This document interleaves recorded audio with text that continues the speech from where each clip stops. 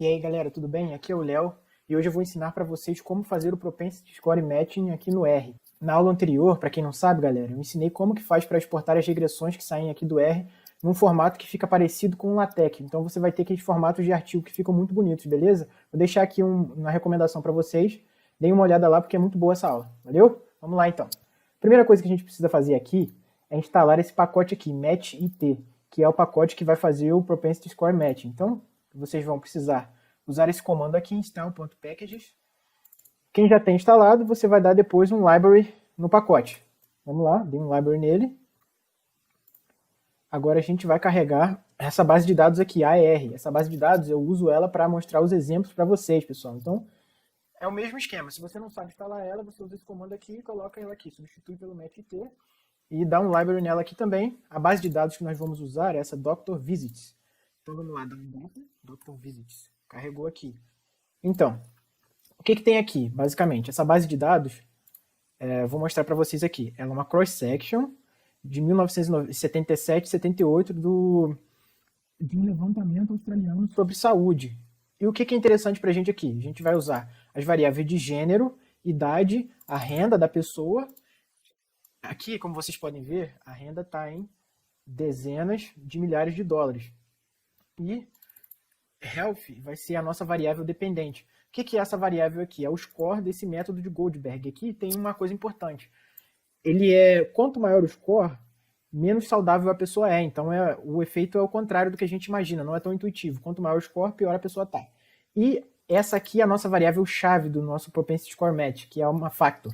Se o cara tem ou não plano de saúde privado. O que a gente vai tentar provar aqui nesse exemplo? Se o cara tem, o fato da pessoa ter plano de saúde privado, se isso melhora ou não a condição de saúde dela. Só que a gente tem um problema muito grande aqui, que é aí que entra o Propensity Score Matching. O que acontece? Quem tem plano de saúde privado geralmente tem a saúde mais precária. Isso é um grande problema, né? Então essa pessoa já é por si só menos saudável. Então a gente tem então, galera, um problema de viés de seleção. Só que o que a gente vai fazer? A ideia é, para o Propensity Score Matching, bom, a gente vai supor que se você controlar o grupo tratado e o não tratado pela idade, pelo nível de renda, se é homem ou não, isso já é o suficiente para harmonizar os dois grupos, que vai ser o nosso grupo tratado e de controle, que é o que a gente vai estar comparando, né, as pessoas que têm plano de saúde com as que não têm. Se a gente harmonizar todas essas outras variáveis, a ideia do Propensity Score Matching é que você vai remover esse problema de viés de seleção. Então, de fato, o que você vai encontrar lá na variável explicativa, que é a sua variável principal, no nosso caso aqui, se ele tem plano de saúde privado, ele vai de fato estar captando o efeito do plano de saúde. Beleza? E não vai estar captando outros problemas de endogeneidade, pessoas serem mais doentes e estarem sendo selecionadas de forma diversa. Beleza? Então vamos lá. O que a gente vai fazer aqui? Novamente. Nós temos a variável dependente, que vai ser a saúde, health, a nossa variável explicativa, que é privado, né? E aqui a gente vai fazer uma pequena manipulação na base aqui, né? Se vocês olharem aqui, a gente tem que as nossas variáveis, algumas são factors. A pessoa ter ou não plano privado é factor, o gênero da pessoa também é factor, então nós precisamos transformar em uma variável numérica. Como que a gente vai fazer isso? Então, eu estou criando essa variável aqui que se chama homem, ela vai valer 1 se for homem, 0 se for mulher. Criamos aqui.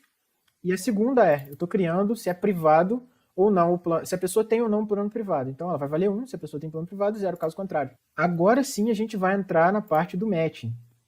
Esse aqui é o comando. Bom, eu estou criando um modelinho aqui que se chama modMatch, que é para a gente fazer o matching. O que a gente vai fazer inicialmente? Primeiro a gente vai rodar uma regressão com esse modelo aqui, em que a nossa variável dependente ela vai ser se a pessoa tem ou não plano de saúde privado. Porque essa é a nossa variável, a variável que a gente quer avaliar se ela tem ou não impacto sobre a saúde da pessoa. E a gente vai rodar todas as outras covariadas aqui. Então, como que a gente faz? Para fazer o matching, a gente vai usar esse comando aqui, matcht, a nossa variável que é de interesse, explicativo de interesse, e vamos colocar as outras covariadas aqui. A base de dados é a que a gente está usando mesmo. O método se chama nearest, que é o método de Propensity Score Match. E esse ratio igual a 1 aqui, esse ratio é basicamente a razão entre o número de indivíduos que vão... Como que eu posso explicar isso da melhor maneira?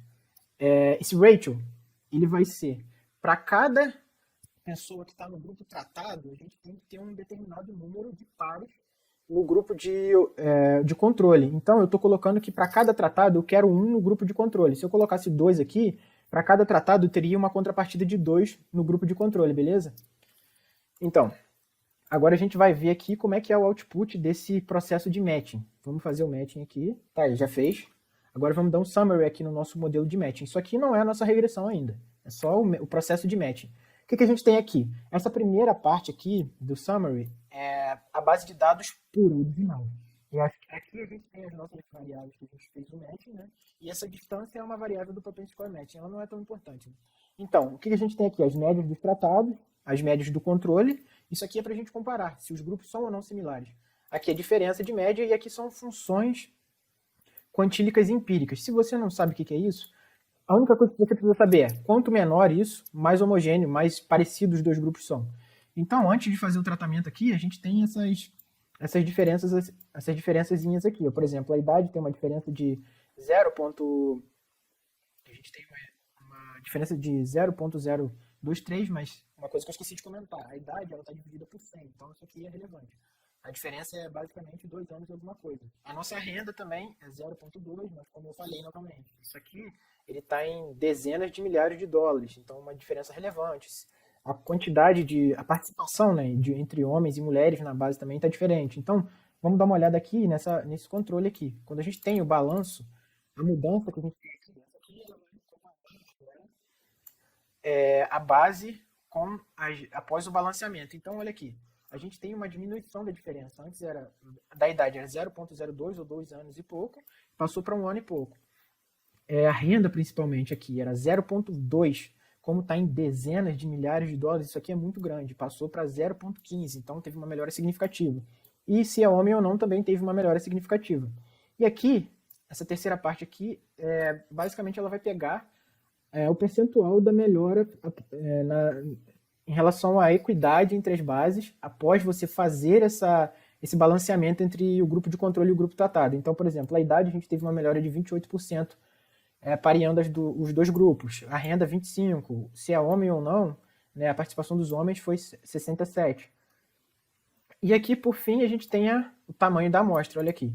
Antes, a gente tinha no grupo de controle 2.892. Como eu botei 1 para 1, a gente vai ter agora, depois com o matching, 2.298, que é o mesmo número dos tratados. Então a gente a gente jogou fora 594 observações e pegou as que são mais próximas para filtrar o resultado. Beleza? Agora a gente vai fazer o quê? Depois que você fez isso tudo, fez esse processo de matching, você precisa separar a base de dados que tem só as observações que de fato tiveram um matching. Né? Você vai criar uma base em que você remove essas 594 observações aqui. E esse aqui é o comando. Bom, eu chamei a minha base de base prop e você vai usar esse comando aqui, match.data, e vai retomar aquele modelinho que você criou para fazer o match. Ele vai separar só as observações aqui que tem o match. Olha aqui. Você pode ver que ele tem menos observações que o anterior.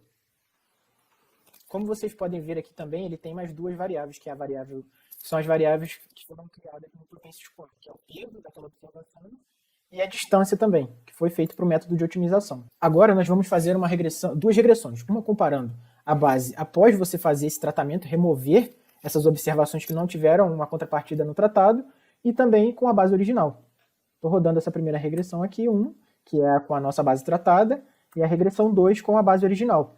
Vamos aqui ver um summary dos 2 modelos, para vocês terem uma ideia aqui de como fica.